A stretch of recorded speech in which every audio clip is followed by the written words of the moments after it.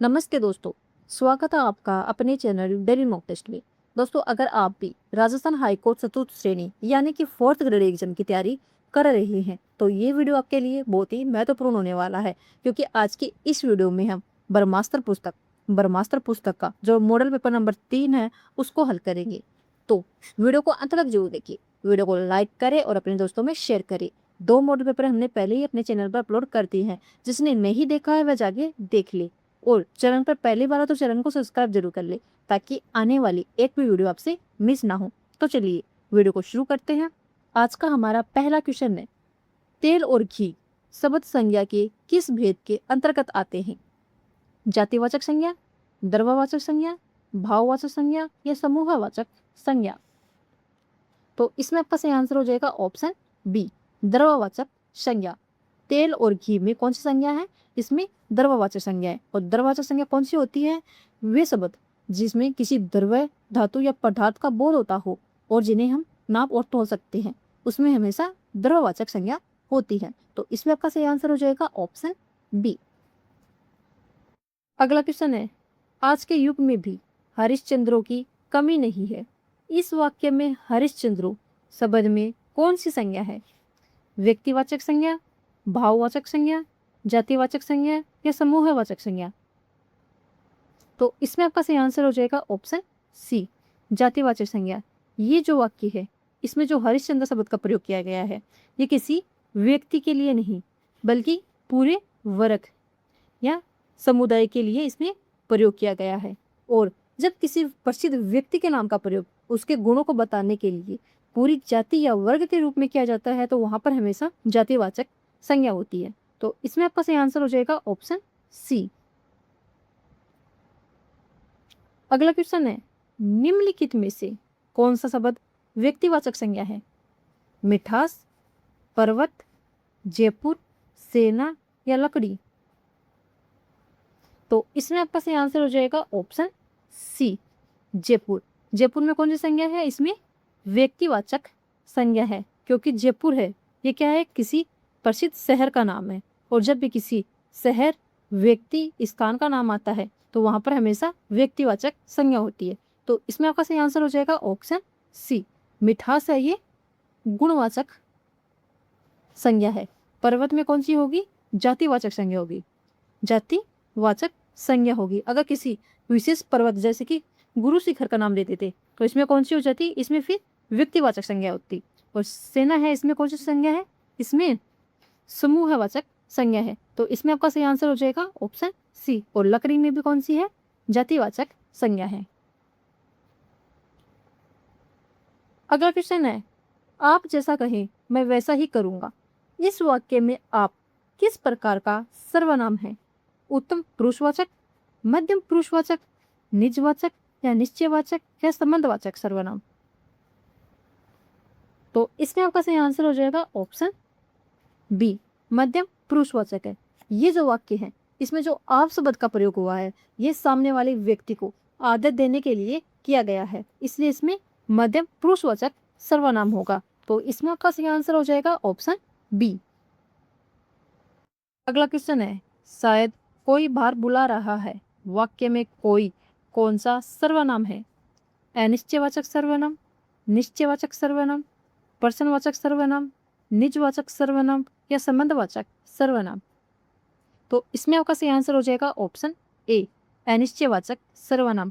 इस वाक्य में ये जो कोई शब्द आया है इससे किसी निश्चित व्यक्ति का बोध नहीं हो रहा है। और जिस वाक्य में किसी निश्चित व्यक्ति, वस्तु या स्थान का बोध नहीं होता है वहां पर हमेशा अनिश्चयवाचक सर्वनाम होता है, इसलिए इसमें अनिश्चयवाचक सर्वनाम सही होगा। तो इसमें आपका सही आंसर हो जाएगा ऑप्शन ए।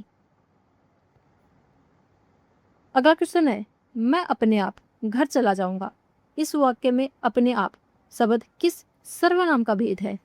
पुरुषवाचक सर्वनाम, निश्चयवाचक सर्वनाम, संबंधवाचक सर्वनाम, निजवाचक सर्वनाम या अनिश्चयवाचक सर्वनाम? तो इसमें आपका सही आंसर हो जाएगा ऑप्शन डी, निजवाचक सर्वनाम। इस वाक्य में ये जो आप शब्द है यह कर्ता या वक्ता स्वयं के लिए कर रहा है, किसी अन्य के लिए नहीं। और जिस वाक्य में आप शब्द का प्रयोग वक्ता स्वयं के लिए करता है तो वहां पर हमेशा निजवाचक सर्वनाम होता है। तो इसमें आपका सही आंसर हो जाएगा ऑप्शन डी। अगला क्वेश्चन है, नयन शब्द का सही संधि विच्छेद क्या होगा? न धन अयन, ने धन अन, ने धन अन, ने धन अन या नो धन अन। तो इसमें आपका सही आंसर हो जाएगा ऑप्शन बी, ने धन अन। इसका सही संधि विच्छेद होगा। और इसमें कौन सी संधि है? इसमें है अयादि संधि इसमें प्रयुक्त हुई है। और अयादि संधि के नियम के अनुसार ए प्लस ए जब मिलते हैं तो क्या बनाते हैं? ए बनाते हैं। ये क्या बन जाएगा? नयन। तो इसमें आपका सही आंसर हो जाएगा ऑप्शन बी। अगला क्वेश्चन है, दिग्गज शब्द में कौन सी संधि है? स्वर संधि, विसर्ग संधि, व्यंजन संधि, गुण संधि या दृक् संधि। तो इसमें आपका सही आंसर हो जाएगा ऑप्शन सी, व्यंजन संधि। दिग्गज में व्यंजन संधि इसमें प्रयुक्त हुई है। और दिग्गज का सही संधि विच्छेद क्या होगा? दिक् प्लस गज। इसका सही संधि विच्छेद होगा। और व्यंजन संधि के नियम के अनुसार यदि क के सामने अगर ग आता है तो ये क है, ये अपने ही वर्ग के तीसरे यानी कि ये ग में बदल जाता है और ये फिर क्या बन जाएगा? ये बन जाएगा दिग्गज। तो इसमें आपका सही आंसर हो जाएगा ऑप्शन सी। अगला क्वेश्चन है, जो मापा ना जा सके वाक्यांश के लिए एक शब्द क्या होगा? अप्रिमेय, अमानक, अस्मित, अनुपेय या अप्रमेय। तो इसमें आपका सही आंसर हो जाएगा ऑप्शन ए, अप्रिमेय। जो मापा ना जा सके उसके लिए हम प्रयोग करेंगे अप्रिमेय। तो इसमें आपका सही आंसर हो जाएगा ऑप्शन ए। अगला क्वेश्चन है, दोपहर के बाद का समय वाक्यांश के लिए उपयुक्त शब्द है? पूर्वाह्न, मध्याह्न, अपहार, गोधूली या संध्या। तो इसमें आपका सही आंसर हो जाएगा ऑप्शन सी, अपराह्न। दोपहर के बाद के समय के लिए हम प्रयुक्त करेंगे अपराह्न। तो इसमें आपका सही आंसर हो जाएगा ऑप्शन सी। अगला प्रश्न है, शायद आज शाम को मेहमान आए। इस वाक्य में कौन सा काल है? सामान्य भविष्य, संभावी भविष्य, हेतु हेतुमत भविष्य, संदिग्ध वर्तमान या अपूर्ण भूतकाल। तो इसमें आपका सही आंसर हो जाएगा ऑप्शन बी, संभावी भविष्य काल। शायद आज शाम को मेहमान आए, इस वाक्य में ये जो शायद शब्द है इससे हमें ये पता चलता है कि आने वाले समय में किसी कार्य के होने की यहाँ पर संभावना व्यक्त की जा रही है, इसलिए इसमें संभावित भविष्य काल होगा। तो इसमें आपका सही आंसर हो जाएगा ऑप्शन बी। अगला क्वेश्चन है, नौकर दूध लाया था। यह वाक्य भूतकाल के किस भेद का उदाहरण है? सामान्य भूत, आसन भूत, अपूर्ण भूत, पूर्ण भूत या संदिग्ध भूत। तो इसमें आपका सही आंसर हो जाएगा ऑप्शन डी, पूर्ण भूत। नौकर दूध लाया था, इससे कार्य के पूर्ण होने का बोध हो रहा है। कार्य के पूर्ण होने का बोध हो रहा था। क्या था इसमें? लाया था, यानी कि वह लाया चुका है, यानी कि कार्य पूर्ण हो चुका है, इसलिए इसमें पूर्ण भूतकाल होगा। तो इसमें आपका सही आंसर हो जाएगा ऑप्शन डी। अगला क्वेश्चन है, निम्न में से किस वाक्य में क्रिया का आक्रामक रूप में प्रयोग हुआ है? सिपाही चोर को पकड़ता है, मोहन गेंद खेलता है, श्याम आम खाता है, राम स्कूल में पढ़ता है। तो इसमें आपका सही आंसर हो जाएगा ऑप्शन डी, राम स्कूल में पढ़ता है। ये जो वाक्य है ये आक्रामक रूप में प्रयोग हुआ है। सिपाही चोर को पकड़ता है, तो इसमें चोर है, ये क्या है? सक्रामक क्रिया का उदाहरण है, क्योंकि चोर है इसमें कर्म मौजूद होता है। और जिस वाक्य में कर्म मौजूद होता है वहां पर सक्रामक क्रिया होती है, और जहां पर कोई भी कर्म मौजूद नहीं होता है वहां पर अकर्मक क्रिया होती है। मोहन गेंद खेलता है, इसमें क्या है? गेंद है, वह क्या है? कर्म है। श्याम आम खाता है, इसमें आम क्या है? कर्म है। इन तीनों वाक्यों में कर्म मौजूद है। और राम स्कूल में पढ़ता है, इसमें कोई भी कर्म मौजूद नहीं है और क्रिया का फैला सीधे कर्ता पर पड़ रहा है, इसलिए इसमें आक्रामक क्रिया होगी। इसमें आपका सही आंसर हो जाएगा ऑप्शन डी। अगला क्वेश्चन है, निम्नलिखित में से किस वाक्य में क्रिया के परिणात्मक रूप का प्रयोग नहीं हुआ है? बच्चे को रोटी खिलाओ, वह घर आना चाहता है, पिता ने लड़के को कहानी सुनाई, मोहन मुझसे किताब लिखाता है। तो इसमें आपका सही आंसर हो जाएगा ऑप्शन बी, वह घर आना चाहता है। ये एक साधारण वाक्य है। क्या है? एक साधारण वाक्य है जिसमें जो करता है स्वयं इच्छा प्रकट कर रहा है, जबकि अन्य सभी वाक्य है ये क्या है? प्रेरणात्मक रूप का उदाहरण है। प्रेरणात्मक क्रिया कौन सी क्रिया होती है? जिसमें कर्ता स्वयं कार्य न करके किसी अन्य से कार्य करवाता है, वहां पर हमेशा प्रेरणात्मक क्रिया होती है। तो इसमें आपका सही आंसर हो जाएगा ऑप्शन बी। अगला क्वेश्चन है, किस विकल्प में विशेषण शब्द है? अमात्य, अनुचित, अभ्यास या अमावस? तो इसमें आपका सही आंसर हो जाएगा ऑप्शन बी, अनुचित। अनुचित है ये क्या है? विशेषण शब्द है। बाकी अमात्य, अभ्यास और अमावस ये क्या है? ये संज्ञा शब्द है। तो इसमें आपका सही आंसर हो जाएगा ऑप्शन बी। अगला क्वेश्चन है, विस्मयादि बोधक अव्यय की दृष्टि से असंगत विकल्प है? संबोधन बोधक अरे, तिरस्कार बोधक छी, स्वीकार बोधक जी, आश्चर्य बोधक धन्य। तो इसमें आपका सही आंसर हो जाएगा ऑप्शन डी, आश्चर्य बोधक धन्य। ये क्या है? असंगत है। ये जो धन्य है ये आश्चर्य बोधक न होकर क्या है? प्रशंसा बोधक है। प्रशंसा बोधक है या फिर हर्ष बोधक है। तो इसमें आपका सही आंसर हो जाएगा ऑप्शन डी। अगला क्वेश्चन है, किस वाक्य में निपात का प्रयोग हुआ है? किसी आदमी को भेज दो, मैं आपके पास आया हूं, पशु पक्षी ही अपना हित समझते हैं, हमारे शिक्षक प्रश्न करते हैं। तो इसमें आपका सही आंसर हो जाएगा ऑप्शन सी, पशु पक्षी ही अपना हित समझते हैं। इस वाक्य में क्या निपात का प्रयोग हुआ है? इसमें ही निपात का प्रयोग हुआ है। ये जो ही शब्द है इस पर अधिक जोर देना पड़ता है, और जिस वाक्य में किसी विशेष शब्द पर अधिक जोर देकर बोलना पड़ता है मतलब वहां पे निपात का प्रयोग हुआ है। तो इसमें आपका सही आंसर हो जाएगा ऑप्शन सी। अगला क्वेश्चन है, वह आजकल पढ़ रहा है। वाक्य में रेखांकित पद आजकल क्रिया विशेषण की किस भेद का उदाहरण है? कालवाचक, स्थानवाचक, रीतिवाचक या परिमाणवाचक? तो इसमें आपका सही आंसर हो जाएगा ऑप्शन ए, कालवाचक। ये जो आजकल दे रखा है, आजकल शब्द दे रखा है, इसे क्रिया के होने के समय का बोध हो रहा है, इसलिए इसमें कालवाचक क्रिया विशेषण होगा। तो इसका आपका सही आंसर हो जाएगा ऑप्शन ए। अगला क्वेश्चन है, किस विकल्प के सभी शब्द परस्पर पर्यायवाची नहीं है? पंक्ति, सरणी, पाती, युद्ध, रण, समर, छिद्र, रंध्र, विवर, चावल, तंदुल, पायस? तो इसमें आपका सही आंसर हो जाएगा ऑप्शन डी। इसमें जो चावल और तंदुल दे रखे हैं ये तो एक दूसरे के क्या है? पर्यायवाची है। लेकिन ये जो पायस दे रखा है ये किसका है? ये खीर का पर्यायवाची है, इसलिए इसमें सभी शब्द है ये परस्पर पर्यायवाची नहीं है। तो इसमें आपका सही आंसर हो जाएगा ऑप्शन डी। अगला क्वेश्चन है, निम्नलिखित में से मोर का पर्यायवाची नहीं है? कलापी, मंडूकर, केकी, सिखी? तो इसमें आपका सही आंसर हो जाएगा ऑप्शन बी, मंडूकर। ये मोर का पर्यायवाची नहीं है। मंडूकर ये किसका है? ये मेंढक का पर्यायवाची है। तो इसमें आपका सही आंसर हो जाएगा ऑप्शन बी। अगला क्वेश्चन है, असंगत विलोम शब्द है? रिजु, वक्र, गत, आगत, बड़ा, लंबा, कृश, स्थूल? तो इसमें आपका सही आंसर हो जाएगा ऑप्शन सी, बड़ा और लंबा। ये क्या है? असंगत है। बड़ा का जो विलोम शब्द होगा क्या होगा? छोटा। और लंबा का क्या होगा?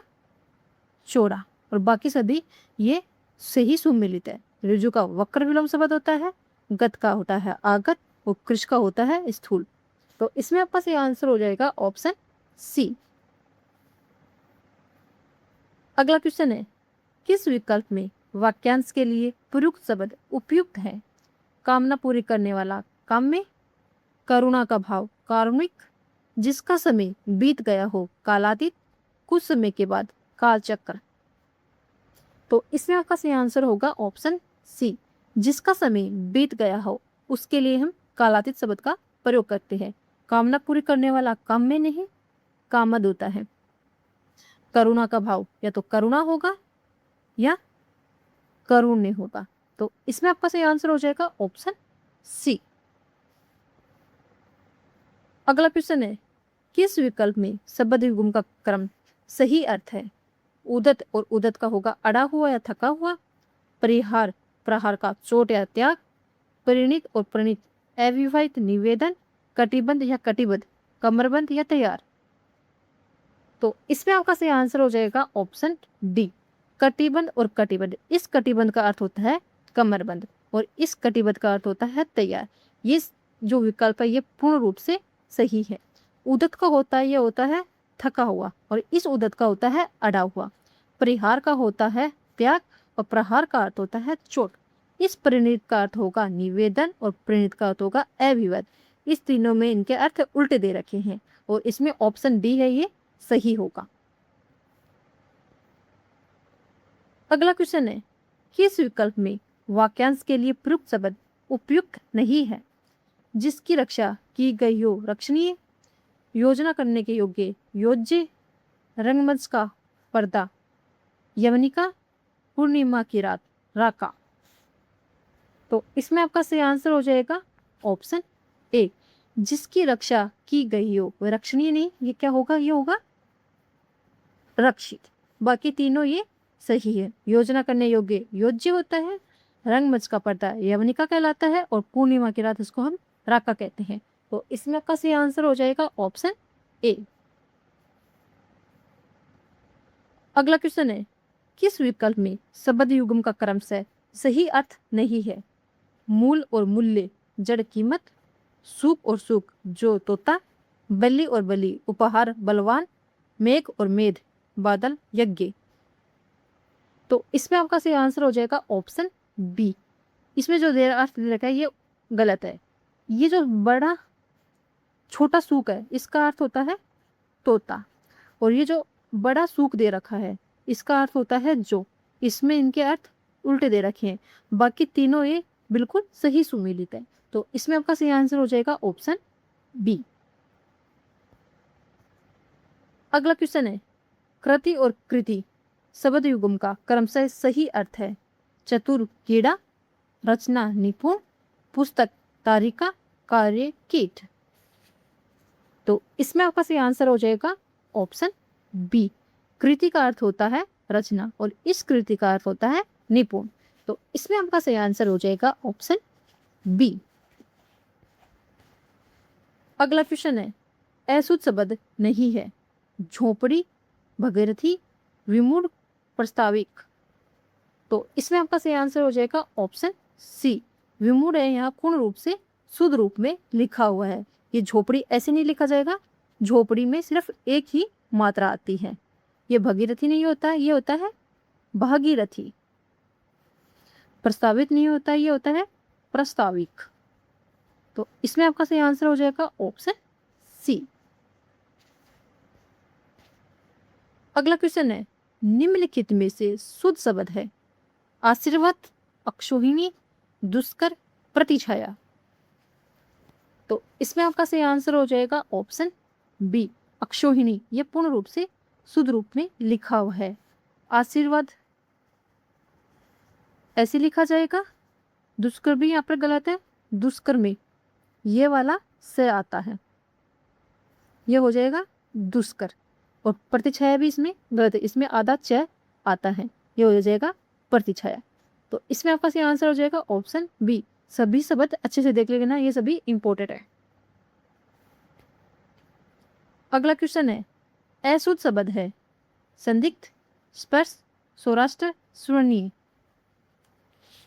तो इसमें आपका सही आंसर हो जाएगा ऑप्शन डी स्वर्णीय। ये स्वर्णीय नहीं होता, ये क्या होता है स्वर्णिम। यह नहीं यहाँ पर मैं आता है, बाकी ये शुद्ध रूप में लिखे हुए हैं। तो इसमें आपका सही आंसर हो जाएगा ऑप्शन डी। अगला क्वेश्चन है, शुद्ध शब्द है? स्थायित्व शुद्धिकरण अनुसंगी या हीन। तो इसमें आपका सही आंसर हो जाएगा ऑप्शन ए। स्थायित्व यहाँ पर पूर्ण रूप से शुद्ध रूप में लिखा हुआ है। शुद्धिकरण गलत है। शुद्धिकरण में दी की मात्रा क्या आएगी, बड़ी आएगी। अनुसंगी भी गलत है, आनुसंगिक ये होता है।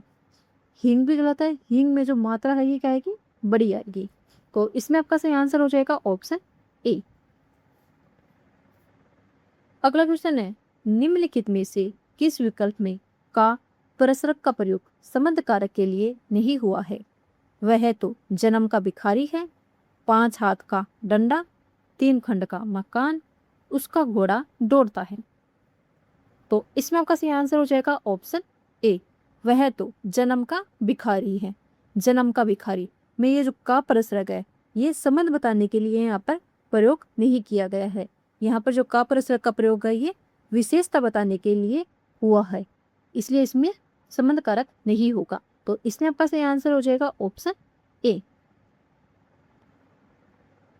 अगला क्वेश्चन है, निम्नलिखित में से कौन सा शब्द पुल्लिंग नहीं है?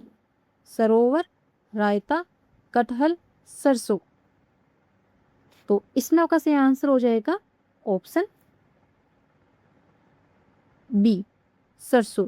सरसों होती है इसलिए ये पुल्लिंग ना होकर क्या है, सरसों क्या है, स्त्रीलिंग है। बाकी सरोवर, रायता और कटहल ये तीनों पुल्लिंग शब्द है। तो इसमें आपका सही आंसर हो जाएगा ऑप्शन डी। अगला क्वेश्चन है, अधिकरण कारक के परसरक में मैं का असंगत प्रयोग हुआ है। हम में तुम में कोई भेद नहीं है, उनकी योग्यता काम में प्रकट होती है। तुम्हारे घर में 4 आदमी हैं, देवताओं में कौन अधिक पूज्य है? तो इसमें आपका सही आंसर हो जाएगा ऑप्शन बी, उनकी योग्यता काम में प्रकट होती है। तो ये काम में प्रकट होना नहीं होगा, क्या होगा, काम से प्रकट होती है, ये इसमें सही होगा, इसलिए इसमें अधिकरण कारक नहीं होगा। तो इसमें आपका सही आंसर हो जाएगा ऑप्शन बी। अगला क्वेश्चन है, निम्नलिखित में से सदैव एक वचन क्रिया के साथ प्रयुक्त होने वाला शब्द है? दाम, होश, आग या भाग्य। तो इसमें आपका सही आंसर हो जाएगा ऑप्शन सी, आग है ये सदैव एक वचन क्रिया के साथ प्रयुक्त होने वाला शब्द है। और आग में द्रव्यवाचक क्या है, द्रव्यवाचक इसमें संज्ञा है। तो इसमें आपका सही आंसर हो जाएगा ऑप्शन सी। अगला क्वेश्चन है, इनमें से संदिग्ध भूतकाल का प्रयोग किस वाक्य में है? उसे हमारी चिट्ठी मिली होगी, मेरा घोड़ा खेत में पड़ा है, नगर में एक साधु आए हैं, राजा बैठे हैं। तो इसमें आपका सही आंसर हो जाएगा ऑप्शन ए, उसे हमारी चिट्ठी मिली होगी। इसमें जो मिली होगी क्रिया से भूतकाल में कार्य के होने में क्या हो रहा है, संदेह प्रकट हो रहा है, इसलिए इसमें संदिग्ध भूतकाल होगा। तो इसमें आपका सही आंसर हो जाएगा ऑप्शन ए।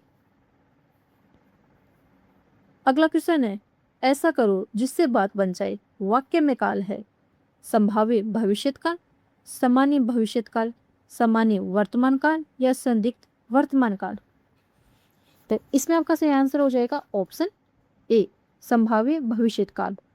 बात बन जाए से भविष्य में किसी काम के होने के यहाँ पे क्या व्यक्त की जा रही है, संभावना या इच्छा व्यक्त की जा रही है, इसलिए इसमें संभाव्य भविष्यत काल होगा।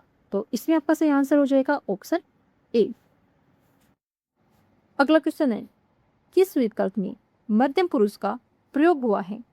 हम पहले भाग के आरंभ में लिख आए हैं, जो बातें मुनि के पीछे हुई सो उनसे कह भी, हे रेतक तुम सेनापति को बुलाओ, कुंभलिक मुझे क्या दोष, ये है तो हमारा कुल धर्म है। तो इसमें आपका सही आंसर हो जाएगा ऑप्शन सी, इस वाक्य में यह तुम का प्रयोग हुआ है, तुम सर्वनाम का प्रयोग श्रोता के लिए हुआ है, और जिन सर्वनामों का प्रयोग श्रोता के लिए होता है वहां पर हमेशा मध्य पुरुष होता है। तो इसमें आपका सही आंसर हो जाएगा ऑप्शन सी। अगला क्वेश्चन है, शुक्र वाक्य का उदाहरण है, जब सवेरा हुआ हम लोग बाहर गए, हम चाहते हैं कि लड़के निरोग रहें, तुमको वह कब योग्य है कि वन में बसो, उन्हें न नींद आती थी न भूख प्यास लगती थी। तो इसमें आपका सही आंसर हो जाएगा ऑप्शन डी, उन्हें न नींद आती थी और न ही भूख प्यास लगती थी। ये संयुक्त वाक्य का उदाहरण है।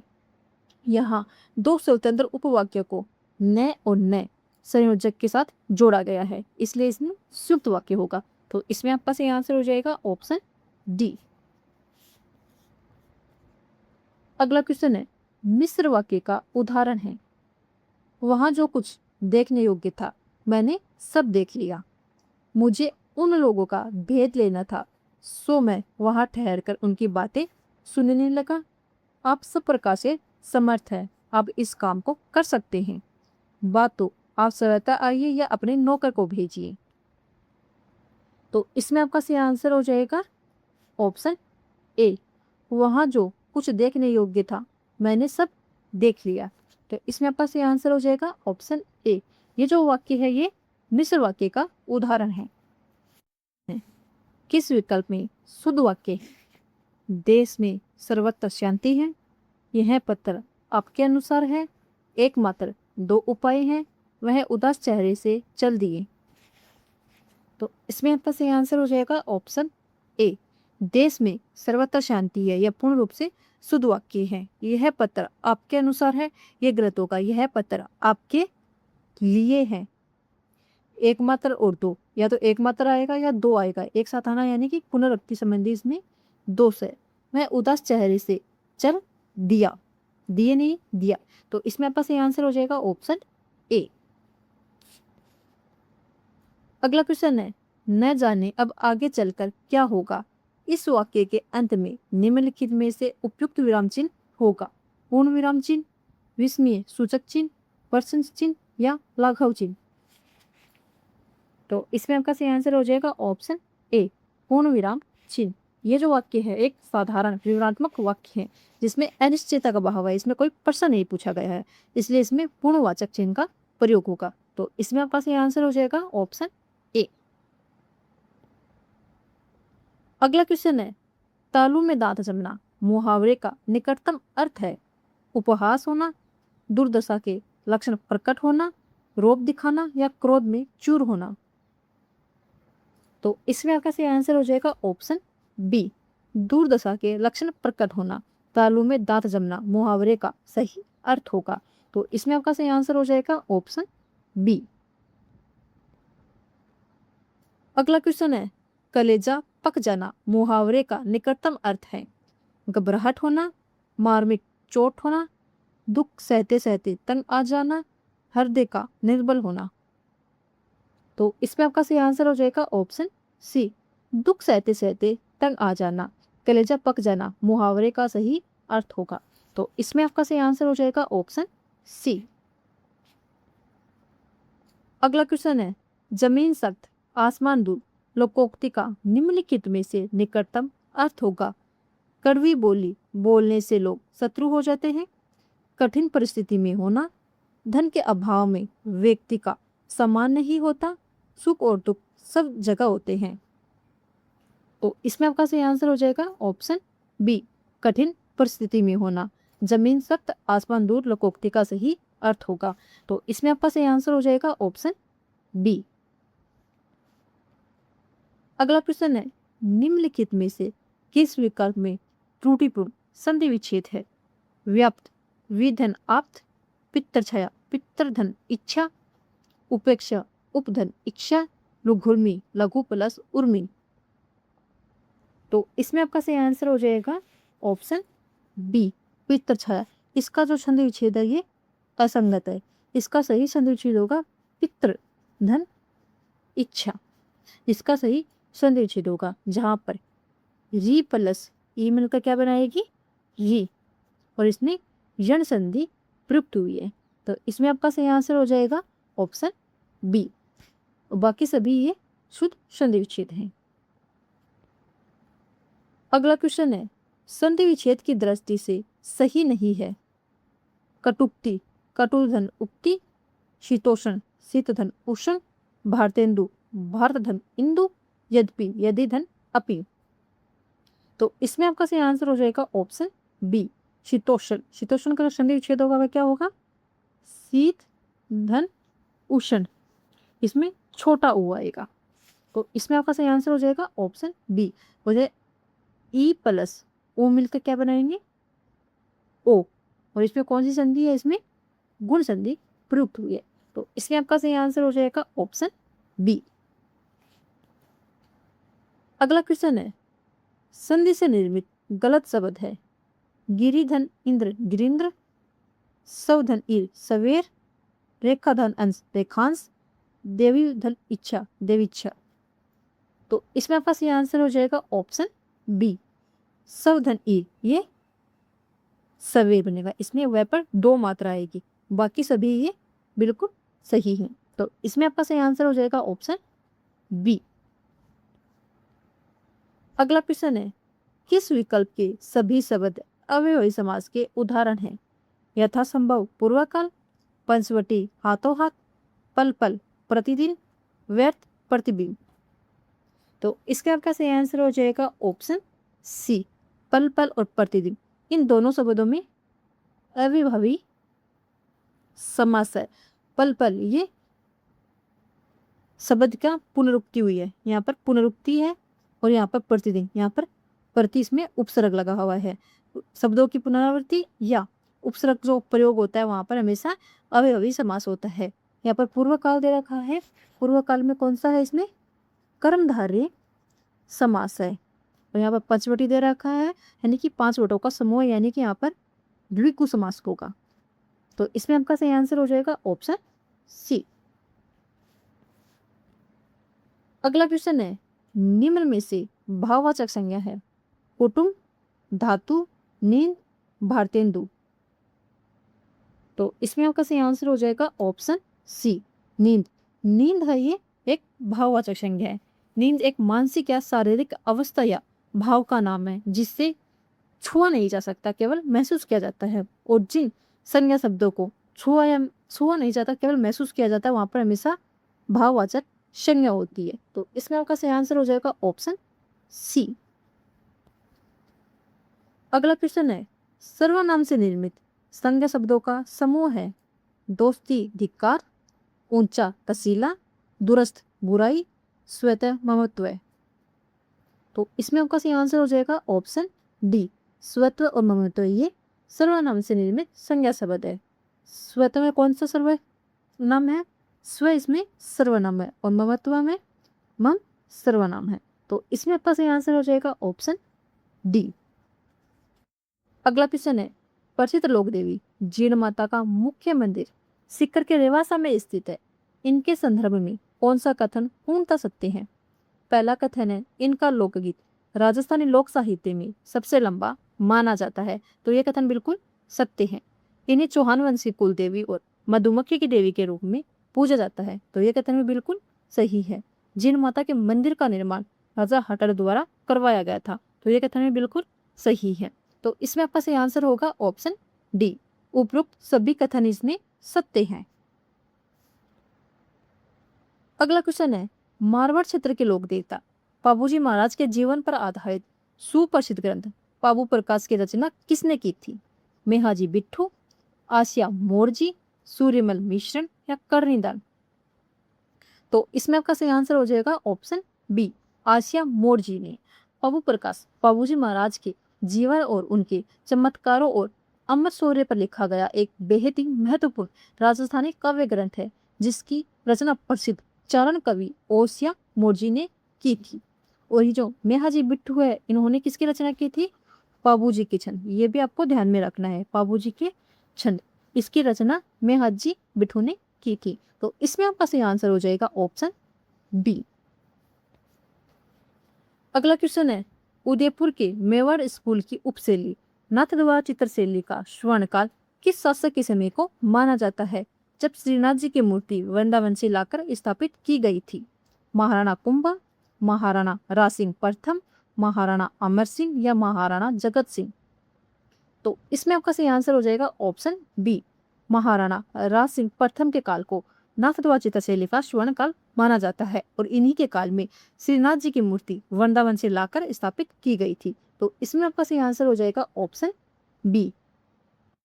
अगला क्वेश्चन है, विवाह के बाद वधु के पहले सावन में ससुराल पक्ष द्वारा वधु के पीहर यानी कि मायके भेजे जाने वाली श्रृंगार के सामान ओढ़नी और मिठाई को राजस्थानी संस्कृति में क्या कहा जाता है? सामेला, सिंझारा, बरी पडला या मुकलावा। तो इसमें आपका सही आंसर हो जाएगा ऑप्शन बी, सिंझारा। विवाह के बाद जब वधु का पहला सावन आता है तो ससुराल पक्ष द्वारा वधु के पीहर यानी कि मायके में कुछ श्रृंगार के सामान, ओढ़नी और मिठाई भेजी जाती है, जिसको राजस्थानी संस्कृति में सिंजारा कहा जाता है। तो इसमें आपका सही आंसर हो जाएगा ऑप्शन बी। अगला क्वेश्चन है, मेवाड़ अंचल में भील जनजाति की महिलाओं द्वारा मांगलिक अवसरों पर विशेष रूप से घुटनों के बल बैठकर किया जाने वाला वह नृत्य कौन सा है जिसमें वे द्विवर्त का निर्माण करती है? हाथीमाना नृत्य, घुमरा नृत्य, द्विचक्की नृत्य या युद्ध नृत्य? तो इसमें आपका सही आंसर हो जाएगा ऑप्शन सी, द्विचक्की नृत्य। द्विचक्की नृत्य भील जनजाति की महिलाओं द्वारा किया जाने वाला नृत्य है। यह नृत्य मांगलिक अवसरों पर किया जाता है, जिसमें घुटनों के बल बैठकर दो वर्त बनाई जाती है, इसलिए इसे द्विचक्की नृत्य भी कहा जाता है। तो इसमें आपका सही आंसर हो जाएगा ऑप्शन सी। अगला क्वेश्चन है, राजस्थानी महिलाओं द्वारा गले में पहने जाने वाले आभूषणों के संदर्भ में कौन सा आभूषण गले से संबंधित नहीं है? तिमणिया और चंपाकली, मंदलिया और ठुस्सी, होकरो और हंसली, कंदोरा और कनकती? तो इसमें आपका सही आंसर हो जाएगा ऑप्शन डी, कंदोरा और कनकती ये गले में पहने जाने वाला आभूषण नहीं है। तमणिया, चंपाकली, मंदलिया, ठुस्सी, होकरो और हंसली ये सभी गले में पहने जाने वाले आभूषण है। तो इसमें आपका सही आंसर हो जाएगा ऑप्शन डी।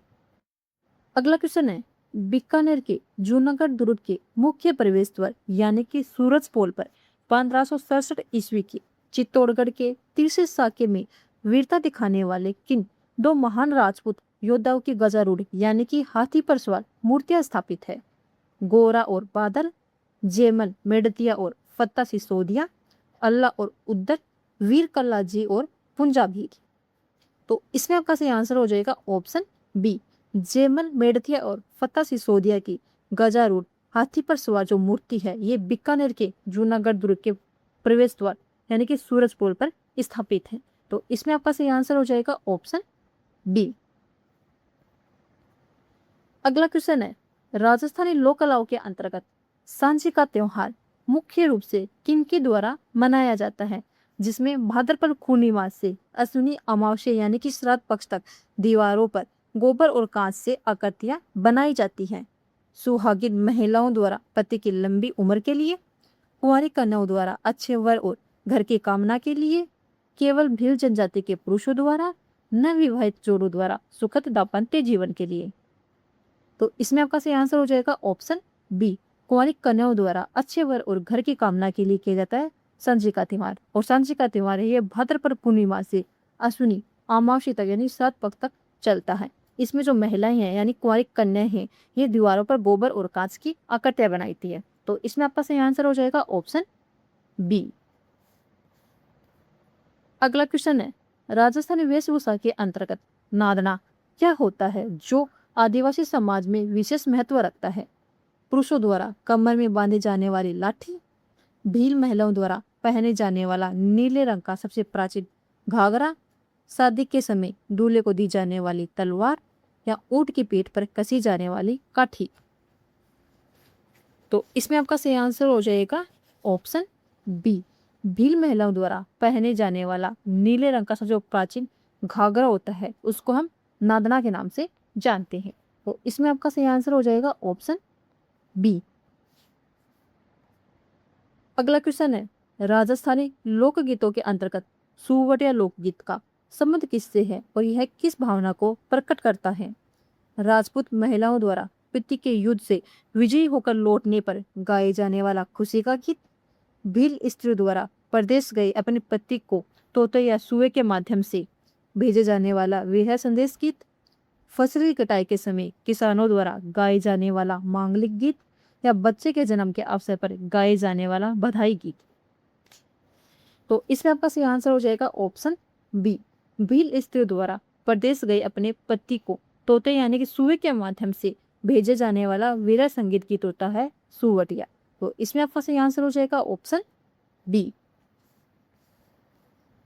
अगला क्वेश्चन है, पारंपरिक राजस्थानी आभूषणों में चंपाकली और खुंगाली शरीर के किस हिस्से में पहने जाने वाले मुख्य आभूषण है? सिर और ललाट पर, कलाई और बाजू पर, गला और छाती पर, कमर और पैर की उंगलियों में। तो इसमें आपका सही आंसर हो जाएगा ऑप्शन सी, गला और छाती में पहने जाने वाले आभूषण है संपाकली और खुंगाली। तो इसमें आपका सही आंसर हो जाएगा ऑप्शन सी। अगला क्वेश्चन है, लोक देवता तल्लीनाथ जी का मुख्य मंदिर जालोर जिले के पंचोटा गांव की पंचमुखी पहाड़ी पर स्थित है। इनके संदर्भ में कौन सा कथन बिल्कुल सटीक बैठता है? इनके मंदिर परिसर के आसपास की भूमि को ओरन कहा जाता है, जहां से पेड़ पौधे काटना सख्त मना है। या इन्हें प्रगति प्रेमी लोक देवता और जहरीले कीड़े के काटने पर रक्षक देवता के रूप में पूजा जाता है। इनका वास्तविक नाम गांगदेव राठौर था और ये शेरगढ़ जोधपुर के शासक थे। या उपयुक्त सभी कथन इसमें सत्य हैं। तो इसमें आपका सही आंसर हो जाएगा ऑप्शन डी, उपयुक्त सभी कथन सत्य हैं। तो इसमें आपका सही आंसर हो जाएगा ऑप्शन डी। अगला क्वेश्चन है, झीलों की नगरी उदयपुर में स्थित सिटी पैलेस उदयपुर के महल का निर्माण किस मेवाड़ शासक ने शुरू करवाया था? महाराणा कुंभा, महाराणा उदय सिंह, महाराणा प्रताप या महाराणा रासिक? तो इसमें आपका सही आंसर हो जाएगा ऑप्शन बी, महाराणा उदय सिंह ने झीलों की नगरी उदयपुर में स्थित सिटी पैलेस का निर्माण करवाया था।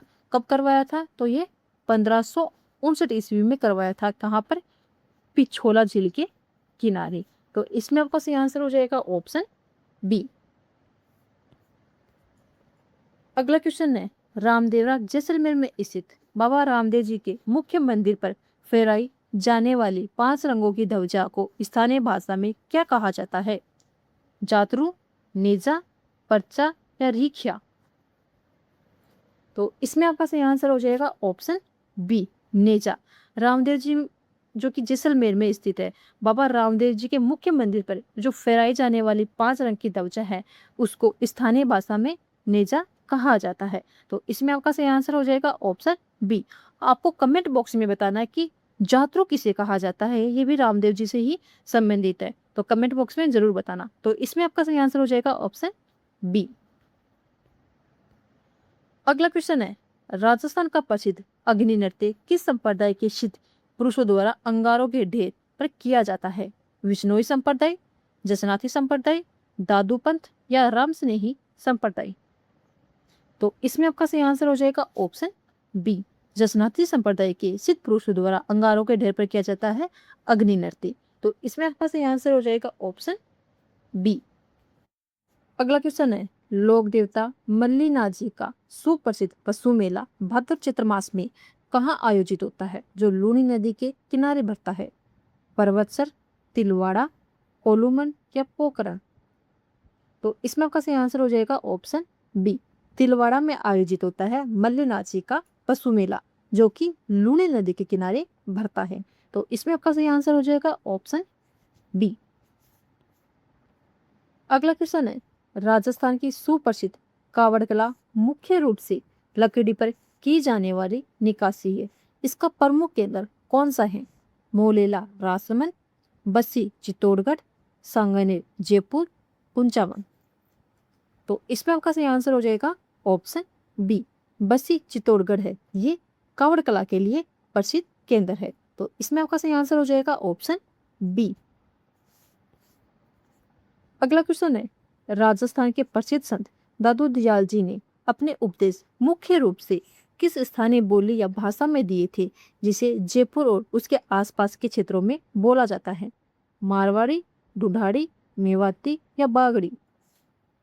तो इसमें आपका सही आंसर हो जाएगा ऑप्शन बी, ढूंढाड़ी।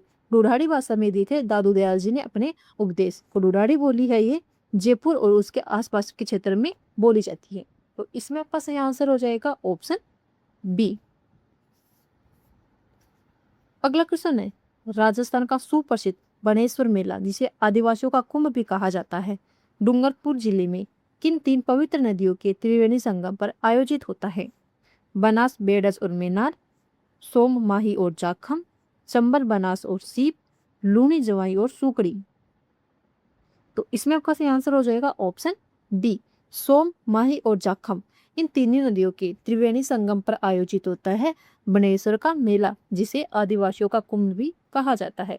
तो इसमें आपका सही आंसर हो जाएगा ऑप्शन बी। और ये बनेश्वर मेला है, ये डूंगरपुर में आयोजित होता है। अगला क्वेश्चन है, लोक देवता रामदेव जी के गुरु का क्या नाम था, जिनकी गुफा जोधपुर के मुशीरिया पहाड़ी पर बनी हुई है? भैरवनाथ, बालीनाथ, जलंधरनाथ या गोरखनाथ? तो इसमें आपका सही आंसर हो जाएगा ऑप्शन बी, बालीनाथ।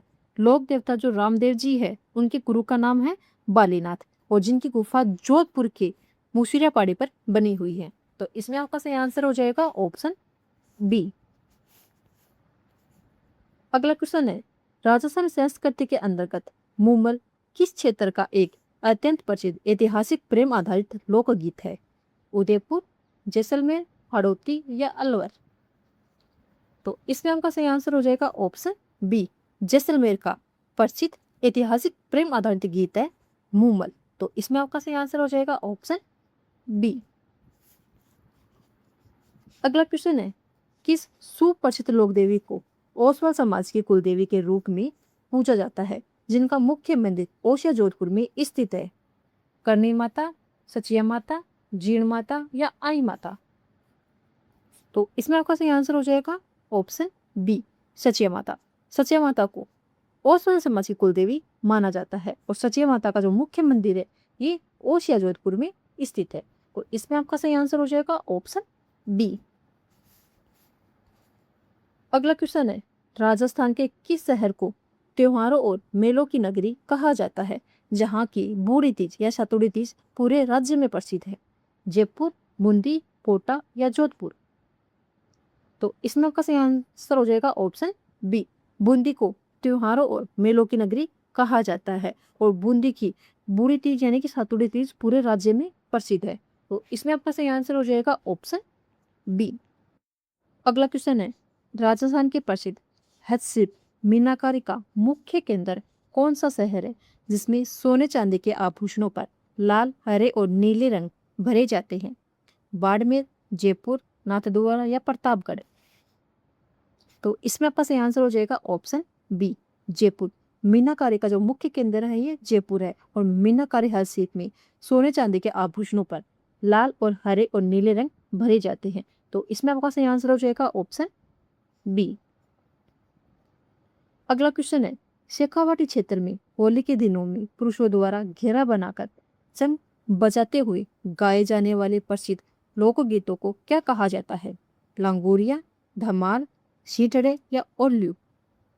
तो इसमें आपका सही आंसर हो जाएगा ऑप्शन बी, धमाल। शेखावाटी क्षेत्र में होली के अवसरों पर पुरुषों द्वारा गोल घेरा बनाकर चंग बजाते हुए जो लोकगीत गाए जाते हैं उनको हम धमाल कहते हैं। तो इसमें आपका सही आंसर हो जाएगा ऑप्शन बी। अगला क्वेश्चन है, fill in the blank with the correct modal verb. The sky is completely clear, it rain today. तो इसमें आपका सही आंसर हो जाएगा ऑप्शन बी, कैन नॉट। वाक्य में दिया गया है कि आसमान पूरी तरह से साफ है, तो यहाँ पर आज वर्षा नहीं होगी। तो जहां पर भी संभावना बिल्कुल असंभव हो, कार्य की होने की संभावना जहाँ पर बिल्कुल भी असंभव हो, वहां पर हमेशा कैन नॉट का प्रयोग किया जाता है। तो इसमें आपका सही आंसर हो जाएगा ऑप्शन बी। अगला क्वेश्चन है, fill in the blank with the suitable article. Sri Lanka is Iceland country in the Indian ocean.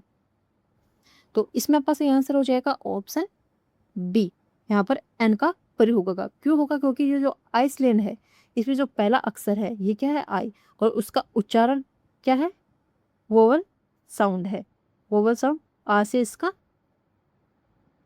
उच्चारण होता है, जो कि एक वोवल साउंड है, और वोवल साउंड से पहले हमेशा एन का प्रयोग किया जाता है। तो इसमें आपका सही आंसर हो जाएगा ऑप्शन पी। अगला क्वेश्चन है, choose the correct article combination. Ganges is considered a holy river by Hindus. तो इसमें आपका सही आंसर हो जाएगा ऑप्शन सी। यहाँ पर दोनों में क्या आएगा? द आएगा। क्यों आएगा? कि अंग्रेजी उच्चारण के अनुसार प्रसिद्ध नदियों के नाम और धार्मिक समुदाय के नाम से पहले हमेशा निश्चित आर्टिकल द का प्रयोग किया जाता है। तो इसमें आपका सही आंसर हो जाएगा ऑप्शन सी। अगला क्वेश्चन है, what is the correct synonym of the word benevolent? तो इसमें आपका सही आंसर हो जाएगा ऑप्शन बी, काइंड। बेनिवोलेंट का अर्थ क्या होता है? इसका अर्थ होता है दयालु या परोपकारी। तो इसका समानार्थी शब्द क्या होगा? काइंड। काइंड का भी अर्थ होता है दयालु और परोपकारी। तो इसमें आपका सही आंसर हो जाएगा ऑप्शन बी। अगला क्वेश्चन है, find the correct antonym of acid. तो इसमें आपका सही आंसर हो जाएगा ऑप्शन बी, मॉडर्न। एसिड क्या होता है? एसिड होता है प्राचीन, और मॉडर्न क्या होता है? नवीन या आधुनिक। तो इसमें आपका सही आंसर हो जाएगा ऑप्शन बी। अगला क्वेश्चन है, what is the correct feminine gender of the noun stag? तो इसमें आपका सही आंसर हो जाएगा ऑप्शन बी, हिंद। स्टेक क्या होता है? स्टेक होता है, वह होता है नर हिरण। और हिंद क्या होता है? हिंद होता है ये मादा हिरण होती है। तो इसमें आपका सही आंसर हो जाएगा ऑप्शन बी। अगला क्वेश्चन है, convert the following sentence into indirect speech. She said I am writing a letter now. तो इसमें आपका सही आंसर हो जाएगा option B, she said that she was writing a letter then. तो देखो, नियम के अनुसार डायरेक्ट से इनडायरेक्ट बनाते समय प्रेजेंट कंटिन्यूस, ये जो आई एम राइटिंग दे रखा है, ये किस में बदल जाएगा? पास्ट कंटिन्यूस, यानी कि वाज राइटिंग में ही बदला जाता है। योजक के रूप में इसमें दैट लग जाएगा, और यहाँ पर जो आई दे रखा है जो कि फर्स्ट पर्सन सब्जेक्ट, ये सी के अनुसार बदलेगा। और ये जो नाउ है ये क्या बदल जाएगा? ये देन में बदल जाएगा। तो इसमें आपका सही आंसर हो जाएगा ऑप्शन बी। अगला क्वेश्चन है, choose the correct passive form. Who wrote this beautiful poem? तो इसमें आपका सही आंसर हो जाएगा option B, by whom was this beautiful poem writing. तो देखो, जो हु से शुरू होने वाले, यहाँ पर हु से शुरू होने वाला वाक्य है, इसको पैसिव वॉइस में बदलते समय हमेशा बाय हुम से वाक्य शुरू होगा। इसलिए जो प्रश्नवाचक है बाय हुम के तुरंत बाद सहायक क्रिया इसमें क्या आएगी? वाज आएगी। तो इसमें आपका सही आंसर हो जाएगा ऑप्शन बी। अगला क्वेश्चन है, fill in the blank with the correct tense form. We each other since our childhood days. तो इसमें आपका सही आंसर हो जाएगा ऑप्शन सी, हैव नाउ। वाक्य में सिंस का प्रयोग समय बिंदु दर्शाने के लिए हुआ है, और नाउ एक ऐसी क्रिया है जिसका प्रयोग कंटिन्यूस टेंस में नहीं किया जाता है। इसलिए यहाँ पर क्या आएगा? Present continuous tense, have known आएगा। तो इसमें आपका सही आंसर हो जाएगा ऑप्शन सी। आज का होमवर्क क्वेश्चन है, तत्पुरुष समास का उदाहरण नहीं है ऋणमुक्त, भरपेट, भवतारण या कविश्रेष्ठ। आपको होमवर्क क्वेश्चन किस में करना है? आपको कमेंट बॉक्स में आपको होमवर्क क्वेश्चन करना है। आपको कमेंट करके बताना है कि इनमें से तत्पुरुष समास का उदाहरण कौन सा नहीं है। आपको कमेंट करना है और मैं आपका कमेंट को चेक करके बता दूंगी कि आपका ये क्वेश्चन सही है या गलत है। तो दोस्तों, आज की वीडियो में बस इतना ही। आई होप कि आपको वीडियो अच्छा लगा। वीडियो अच्छा लगा तो वीडियो को लाइक जरूर करें और अपने दोस्तों में शेयर करना ना भूलें। और चैनल में पहले वाला तो चैनल को सब्सक्राइब जरूर कर ले, ताकि आने वाली एक भी वीडियो आपसे मिस ना हो। धन्यवाद।